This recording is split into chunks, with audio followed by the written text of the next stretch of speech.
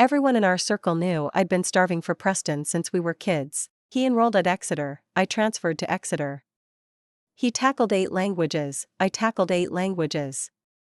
He majored in finance, I majored in finance. The Vance and Sterling empires were always going to merge, 2 multi-billion-dollar conglomerates so tightly braided that neither could breathe without the other. Then came the wedding. Mid-route to pick me up, Preston swerved his convoy to the airport and jetted off to rescue his dying first love. Childhood sweethearts became the city's biggest punchline. I walked the aisle alone in an 8-figure wedding gown and finished every last second empire ritual. That night the blogs, the tabloids, the business desks, every outlet in Riverdale, ran my name above his for the first time in history. Idiot. Men with 2 functional legs are a dime a dozen. A fully built conglomerate, however, comes only once in a lifetime. I wanted his body, sure, but I wanted his balance sheet even more. Before we continue, hit subscribe and tell us in the comments where you're listening from. 1. Preston's jet was already beyond the clouds when I locked myself in the bridal lounge and let one tear roll. My volcanic father thundered outside the door while the chairman punched out one furious call after another, vowing the second Preston's wheels touched US tarmac he'd be dragged back in chains. My phone showed 2 messages. Preston, Serena, wait for me. I'll give you an explanation. Below it, a candid shot someone had forwarded, Preston threading through the departure gate, head bent, phone to his ear. He still wore the bespoke morning coat I'd nitpicked with the tailor for weeks. The tie I'd chosen drooped half undone. His brows were soft, his gaze tender, obviously coaxing whoever breathed on the other end of the line. Anyone watching would sigh that the girl being comforted must be the luckiest woman alive. I zoomed in and studied every pixel for a long minute. Such a waste. Still, I'd offered the move, he'd picked the square. In this game, pieces don't get takebacks. I retouched my mascara, gathered the cathedral-length train, and opened the door with a bright smile for the elders wearing every shade of panic. The wedding proceeds as scheduled. 2. Preston landed 3 days later. 72 hours of Jamie, and I was the undisputed trending queen. Every broadsheet, gossip site, and TikTok explainer recycled the same clips. Vance-era Serena ditched at the altar, still completing every Byzantine vow solo. Some pundits bemoaned the heartlessness of dynasties, some cheered for my supposed humiliation, others simply popcorned the mess. Regardless, the volume shoved my name ahead of Preston's in every dateline. To atone, the chairman hosted a banquet and personally apologized to the Vance side. Between toasts the mood finally softened. The chairman lifted a goblet toward me. Serena, this glass is from your dad. Your old Edward's daughter all right, Dylan, decisive, you saved both our faces. Sterling owes you. Rest assured, I will give you an accounting. I lowered my lashes, raised my glass to answer, when the ballroom doors burst open and Preston strode in, road-weary and unshaven. My father's face blackened, his half-raised glass slammed back to the table. The vast room went pin-drop silent. The chairman glanced at my dad, clenched his jaw, and barked, "On your knees." Preston crossed the floor and inclined his head toward my father. "Dad, this was my fault," my father answered with a cold snort. Preston straightened and laid a folder beside the wine bottles. "I'm here to make amends. I flew to the States as the Vance son-in-law and, in that capacity, closed the BL Group deal for Sterling. 3. The BL contract had eluded Vance for 6 solid months. Every clause was locked, yet BL's board had refused the final ink. My father had grayed another full shade trying to unlock them. Say what you will, Preston knows how to aim straight for the heart. Slapping that agreement on the table amounted to a coup for the Vance ledger. My father's breath jammed in his throat. He couldn't blackface Preston now, couldn't quite smile either. Preston stood at ease, hands loose, a faint, calm curve to his lips. The chairman exhaled in relief and started clapping. "Edward, see?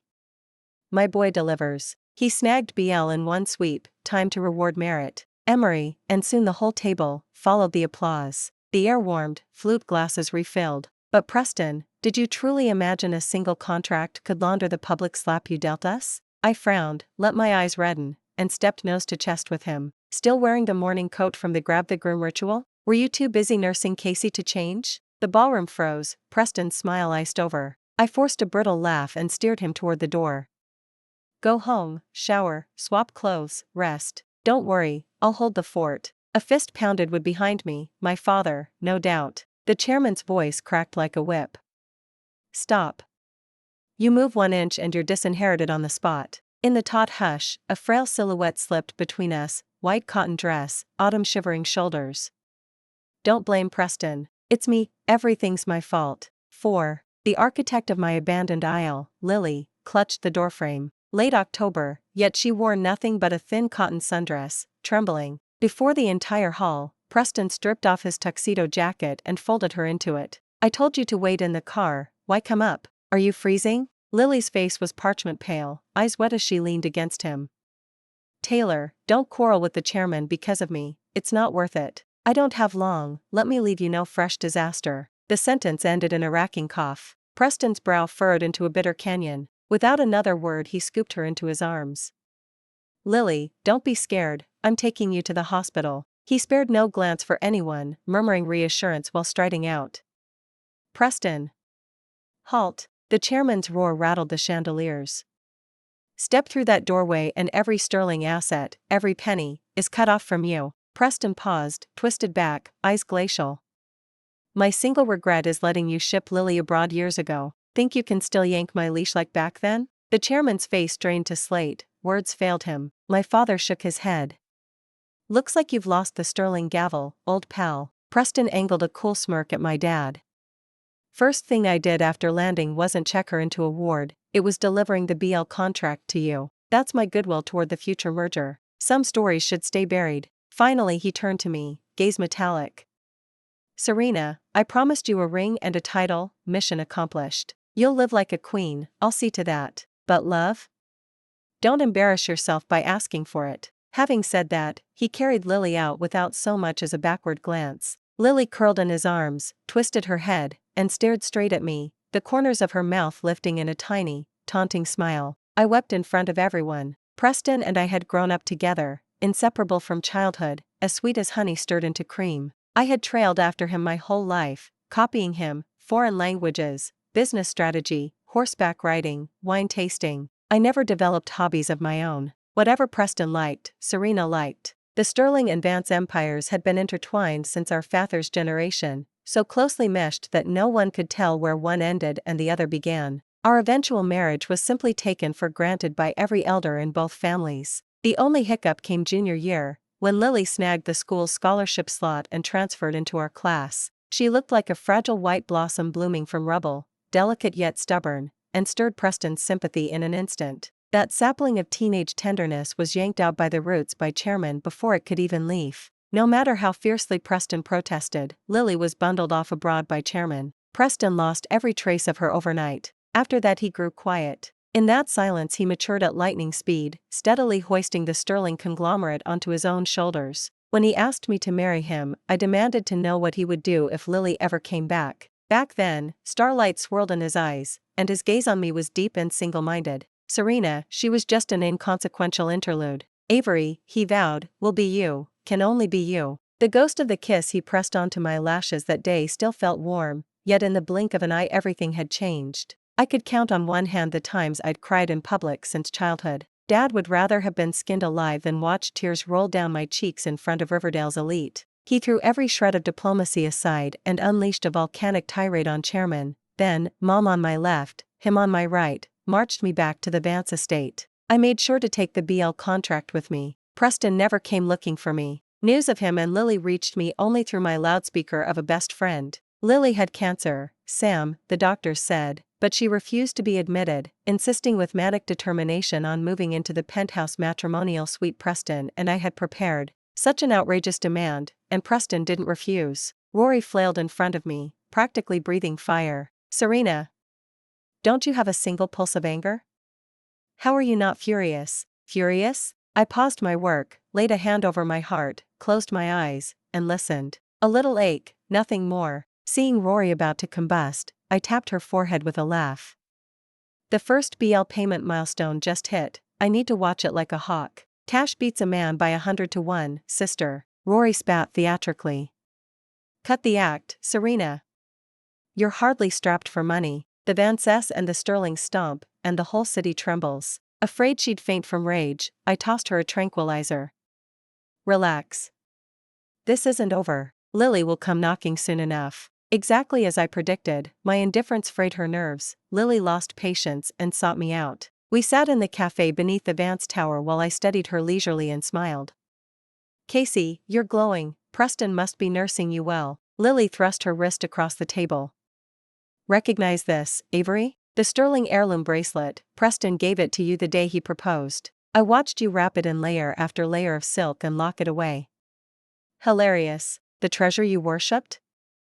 I glanced at it twice and Preston slipped it onto my arm. All you have is your pedigree, parading as Avery. Beyond that, nothing. Me? I own everything you lack, except the Avery title. I almost laughed at her swagger.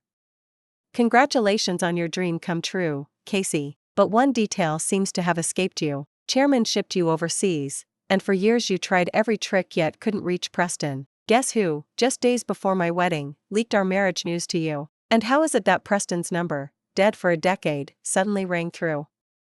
She froze, pupils dilated, gaping at me. Surely not you. Have you lost your mind? I reclined, smiling, saying nothing. After a long stare, her gaze darted. She was rattled. Serena, what exactly are you after? I laughed out loud. Casey, you just called me Avery, so why ask? I'm defending my family and keeping my husband. I spent over 20 years clawing into the sterlings. I'm not handing him to you on a platter. Fury choked her. She seized her coffee cup, ready to fling it. I slid a folder across the table. The instant she read the header, her rosy cheeks drained to paper white. How do you have this? Still smiling, I picked up my purse. I'm not letting go, Casey. May the best woman win. A few days later I attended Josie's 20th gala birthday bash at the Caledonian Hotel. The moment I stepped inside I spotted Josie whip her arm and land a ringing slap on Lily's face. The crack echoed, Lily's fair skin flared crimson and swelled on the spot. The youngest Hale was incandescent. She fisted Lily's hair and hurled her to the marble floor. About to lunge again, she halted when Preston's icy voice cut through. Rowan, enough. Josie swung around, eyes brimming with tears, tugging at her wine-soaked couture gown dripping red onto her heels. Taylor, I invite you to my birthday, and you let her humiliate me? Clearly Lily had splashed the Merlot. Josie is Chairman's late-in-life daughter, babied by 3 older brothers. Riley began acting at 16 and by 20 had swept every major trophy, the youngest Oscar-winning star in Hollywood. She had never swallowed such insult. Before Preston could answer, Lily scrambled up, rammed Josie aside. Back off, vixen. Stay away from my Preston. Dressed like that, plying him with drinks, everyone knows what you're plotting. She pivoted to Preston, swollen cheek glistening with tears, looking ready to shatter. Preston, I know, I've caused you trouble. I have no grand family, no time left to build the career Miss Hale has. Everything I suffer, I deserve. I understand. Preston, heart cracking, folded her against him. Silly girl, I'm your strongest shelter. She lifted her tear-streaked face from his chest. Really? I wish I could act like Josie, win an Oscar, be adored by millions of fans. Would you support me? Preston pulled out his phone on the spot and ordered a new production company built to rocket Lily to stardom. From a distance I watched the whole farce and found it hilarious. People spend their lives shackled to the one thing they couldn't have when they were young. That lofty, untouchable Preston was about to be yanked off his pedestal by Lily. No surprises there. 9. Preston gradually became the butt of every joke on Instagram. Of course, Avery, was right there with him. Lily had hijacked his life. Every meeting, every public appearance, she was glued to his side. After a few of her psychotic episodes, every woman in our circle knew better than to get within 10 feet of Preston. The next time I saw him was the day the Sterling and Vance families formally signed the City Hall megaproject. The older generation had stepped back, so Preston and I, as the heads of our respective empires, had to attend the mandatory press conference. While we waited backstage I was startled to find him standing alone. Casey's actually not here clinging to him today? Preston glanced at me, a flicker of something unreadable in his eyes. She's on a film set. Only a few months had passed since he'd told me not to dream of ever getting his affection again, yet now he smiled at me. This event is important. The Honorable Avery should be the one beside me. I took 2 steps back, keeping a polite distance. Quinn, on occasions like this you'd better address me as President Vance. His smile froze. He stepped closer, voice strained. Serena. Just then the MC called the guests to enter. I ignored whatever emotion was swirling in his eyes, nodded, and walked into the hall. The press conference was streamed live. After we were seated I suddenly remembered something and turned to Preston on my right. Quinn, does Casey know we're appearing together today? The host's microphone was loud. Preston had to tilt his head to hear me. The instant I finished, the phone he'd placed on the table started to vibrate. The host declared the event open and invited the city officials to speak. Preston hesitated a second, then cut the call. 10. The city official spoke for 5 minutes. Preston's phone jitterbugged nonstop the entire time. I watched the name Lily flash on the screen, then smiled at him. Quinn and Casey's love is truly enviable. Preston pressed his lips together and said nothing. When the speech ended, it was the winning bidder's turn to speak and the live camera locked on me. I stood.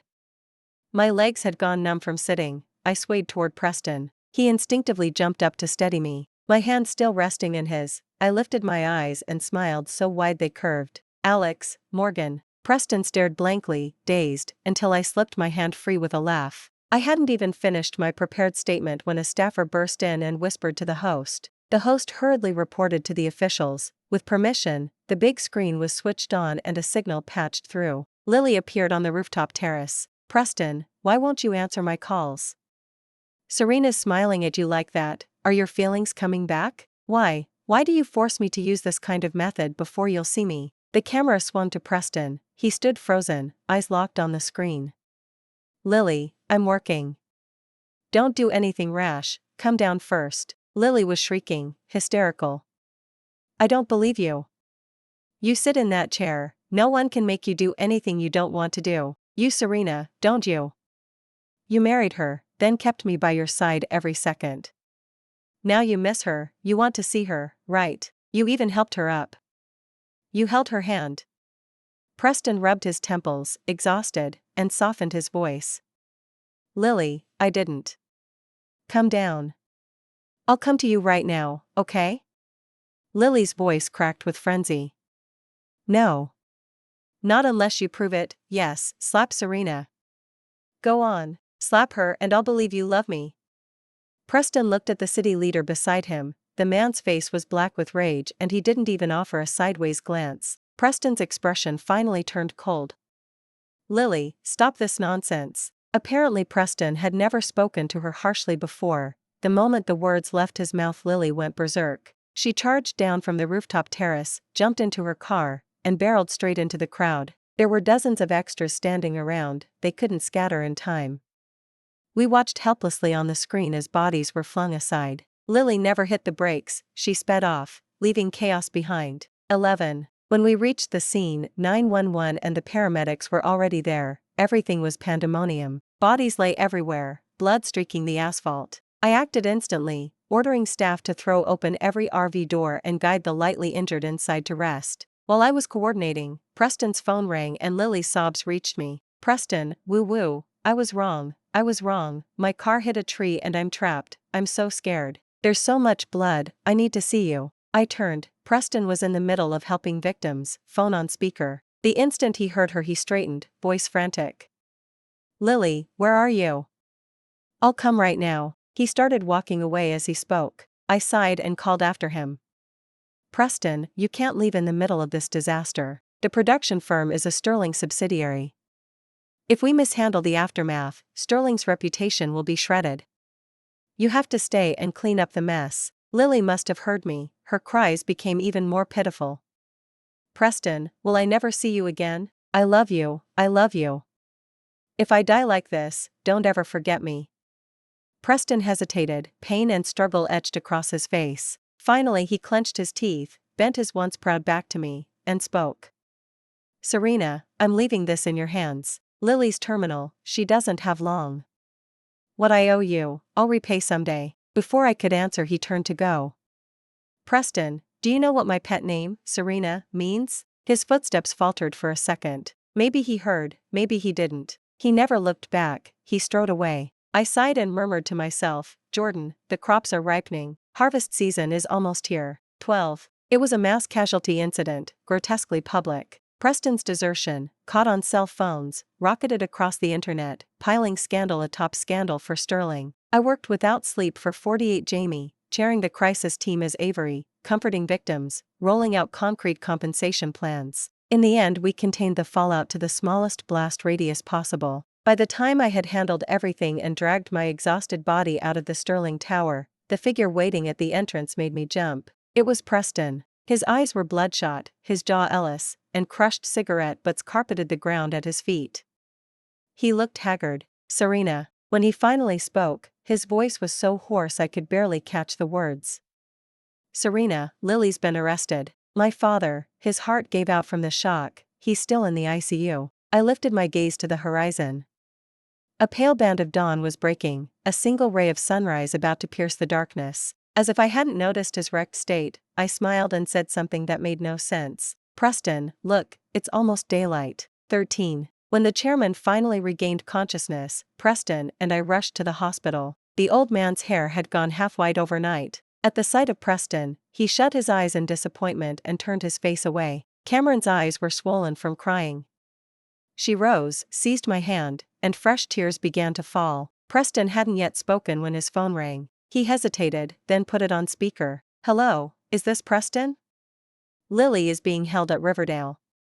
She's demanding to see you. After we refused, per regulations, she bit through her tongue in a suicide attempt. We caught it in time, only superficial injuries. The caller wasn't finished before Preston spun toward the door.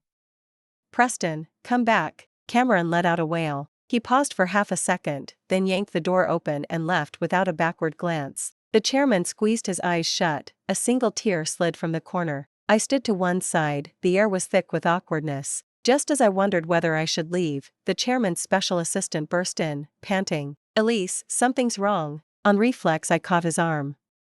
Connor, slow down, what happened? Connor, still catching his breath, glanced at Elise lying ashen on the bed and bit his tongue. The chairman waved weakly, it's all right. Speak. Only then did Connor, careful and quiet, say, we just received notice from City Hall. They're extremely dissatisfied with his handling of the crisis. They demand, either Sterling withdraws from the project, or the CEO is replaced before they'll even reconsider. Cameron shot to her feet, panic all over her face. The chairman, flat on the mattress, began to gasp. The bedside monitor shrieked. I slammed the call button. Before the nurses arrived, he choked, unable to draw the next breath, and blacked out. 14. A stroke.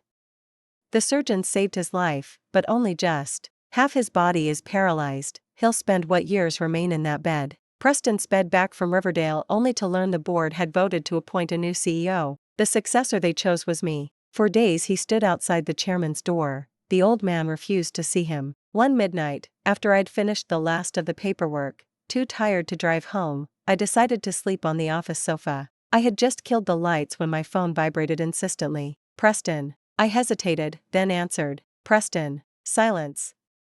I tried again. Preston? He had clearly been drinking. His voice drifted through the night like fog. Serena, I returned the bracelet, put it right back where it belonged. It's been days, why haven't you come for it? Wary of provoking him, I chose my words. Preston, you know me. Since we were kids I've never used something already touched by someone else. A long quiet, then a mocking laugh reached me. That includes people, doesn't it? I had no answer, a soft was all I gave. The night deepened, perhaps because I hadn't hung up, the dam inside him broke. Preston alternated between sobs and laughter. Serena, Lily lied. She lied. There was no cancer, just a sob story to milk my pity. No wonder she refused the hospital, insisted on staying home. The jail physical proved it, she's not sick, not at all. When the sobs overtook him, he blubbered like a child. Serena, I regret everything. For her I hated my father for more than a decade. For her I walked out on our wedding, broke your heart. Serena, only now do I see, you were the only one who ever truly loved me. I listened without interrupting. A gentle night breeze drifted in, and I was carried back to that year. After Lily was sent abroad by Uncle Sterling, Preston punished me with months of icy silence. Still worried, I hunted for him every night he drank too much, hauling him home with the driver. The breeze had been just as soft that evening. Outside the private room I heard his friend say, Preston, Serena scours the city for you every night, it's pitiful. If you can't love her, let her go. Sweet wind, what answer did Preston give? He said, if I weren't forced to marry Serena, Lily wouldn't have been treated so unfairly. While Lily suffers alone overseas, how dare Serena be happy? I'll not only marry her, I'll swallow the Vance empire and turn her into a global laughingstock. The memory faded. Preston had gone quiet, breathing slow and uneven. He was asleep. I smiled softly into the dark. Preston, Serena doesn't wait forever. Serena has already walked far, far ahead. 15. On a cloudless afternoon, I went with Josie to Riverdale to see Lily. Physical and mental torment had left her gaunt, more than ever the fragile little flower about to be scattered by the wind. Through thick ballistic glass she glared at me, eyes venomous. Serena, come to flaunt your victory? I gave a soft laugh. Lily, do you still think I've ever treated you as a rival? You were only ever a pawn. I opened my phone and showed her the shot of Preston in his bespoke morning coat at the boarding gate. My people got that photo. If I'd wanted, I could have stopped him. That day was the last chance I gave him. The realization struck Lily like a physical blow. The news of your marriage, you leaked it to me on purpose? You lured me back to make me the villain who wrecked everything. She leapt up, pounding the glass with both fists. Madwoman. You're insane. Didn't you love Preston? What the hell did you want? She was hysterical, and when she spotted Josie behind me she cursed her too. You. If you hadn't goaded me, I'd never have chased a career in entertainment. Without that crowd from the film set, none of this would have happened. I wouldn't have broken the law, wouldn't be locked in here. He never would have found out I was faking it. My beautiful life, everything, ruined by the two of you. Ruined. I felt a little helpless. Why, even now, do you still think Preston is my target? My target has always been Sterling Group. A guard pressed Lily into her chair, but she kept shrieking, what does that have to do with me? Your filthy rich games, what do they have to do with me? Why drag me into this? I stood up, looked straight into her eyes. When you squatted in my penthouse matrimonial suite, when you helped yourself to my bracelet without asking, why didn't you ask yourself what business a nobody like you had playing in the billionaire sandbox? Lily wrenched free and threw herself at the glass. Serena, just wait, I'll tell Preston. I swear I will. I stepped back 2 paces, gave her a smiling wave, hung up, and walked away. 16. On the drive back, Josie asked how I could be certain Preston and Lily would tumble into every trap I dug. I thought for a moment, then told her, people can't escape their own desires in this life. Preston has sailed tailwind all his life. Lily is the only storm he ever met, of course he'll be wrecked by her. As for Lily, she spent over a decade abroad scheming for any thread that might reach Preston. Show her a glimmer of hope and she'll clutch it like a life raft, dragging both of them into the abyss. We both fell silent. We knew we were pieces on the same board. 17. With the older generation's backing, I took over Sterling in a smooth transition. Running 2 conglomerates was too sprawling. After feasibility studies and board approval, Sterling and Vance formally merged. 2 empires that once eyeballed each other across the table now became an unassailable titan in my palm. The group thrived under me, while Preston lost all fight. He holed up in our penthouse matrimonial suite, testing recipes I liked, texting to ask if I'd be home for dinner. I never set foot in that so-called home again. Days flowed blandly until Lily's sentence ended. The final blow arrived. 18. Preston burst into my office with Lily in tow, eyes bloodshot, looking ready to shatter. He stopped in front of me, hand trembling as he reached for mine. Serena, tell me, what Lily says isn't true. Lily hovered behind him, chin lifted, triumphant. Under Preston's pleading gaze, I nodded. What she said is probably all true, unless she spun it thicker. Preston staggered back 2 steps. Lily tried to steady him, he flung her hand off. Serena, was it all fake? All those years we spent side by side, you trailing me, learning languages, learning finance, begging me to lecture you, was everything counterfeit? You looked so genuinely happy when you agreed to marry me, was every bit of it an illusion? I thought you were the only one who ever truly cared. Why? Why must even you do this to me? I didn't bother answering his barrage of whys. I pulled a folder from the cabinet behind me and set it in front of him. Preston, I believe this will answer your questions. 19. Hands shaking, he opened the file, cold sweat slid down his temples as he read. I signaled Lily to help him to the sofa, then brewed him a cup of coffee and placed it beside him. Let's speak plainly, Preston. Dance group threw everything we had at the BL deal and still couldn't crack it. There was no way in. The CEO of BL was your best buddy from grad school in the States. You traded another Sterling contract to have him ice Vance indefinitely. Your goal, bleed Vance dry. Am I wrong? I glanced at the bewildered Lily and smiled. Thanks are owed to Casey, actually. The instant you heard she was terminally ill, you dashed abroad to fly her back, skipping our wedding. To placate my father, you had to hand over the BL contract. I know Lily is the regret you can't get over, but the one who tore you two apart was Uncle Richard. Serena at 16 did nothing wrong, yet you vented every ounce of rage you couldn't aim at him straight at me, at Vance. I offered you my heart, every step you took was calculation. You never loved me, so why marry me? Because you needed the Vance boost. Well, I fulfilled your dream. Sterling and Vance are now one, under my hand. We're still legally husband and wife, so technically you've achieved your ambition, haven't you, Preston? Preston stared, eyes red. You knew you didn't love me, knew I was using you, why marry me? I gaped at him as if he were a stranger. Preston, how can you even ask that? The title of Avery was the cornerstone of my entire plan. Preston remained silent so long I almost lost patience. Finally he rose without a word and walked toward the door. Hand on the handle, he turned back, enunciating, Serena, I will take back everything that belongs to me. 20. The days that followed saw Preston try openly and in secret, every attempt crashed. The two groups had fused. After 2 years of rot, he held only a handful of non-voting dividend shares, no leverage at all. Doors slammed in his face again and again until the fight in him guttered out. He became exactly what he once despised, a prodigal who does nothing but burn money. 21. For my 25th birthday, Rory and Josie corralled every scion in our circle and threw a riot of a party. I curled on the sofa and let them whoop. Rory couldn't stand it. She dragged 10 runway models over and lined them up, forcing me to pick. She giggled in my face. 2 is fine. 3 if you want. I narrowed my eyes, swept a lazy glance, and pointed at one. That one. The runway model knelt, head lowered, and timidly murmured, Chairman. A pretty face, 8-pack abs, his hands kneaded my thighs with perfect pressure. I reclined, eyes half-lidded in pleasure. Time felt suspended, until Preston's furious voice cracked through, Serena, don't forget you're still Avery. The boy froze, hands stiff. I patted them, keep going. I opened my eyes, met Preston's murderous glare, and laughed. Preston, I promised to marry you, and I did. The identity of Serena's husband is yours. I guarantee you a life of luxury. As for love, Morgan, don't even think about asking. Laughter rippled around us. I half shut my eyes and seemed to glimpse the teenage girl who once trotted after Preston finally stop, turn, and smile at me. The end. Thanks for listening to today's story.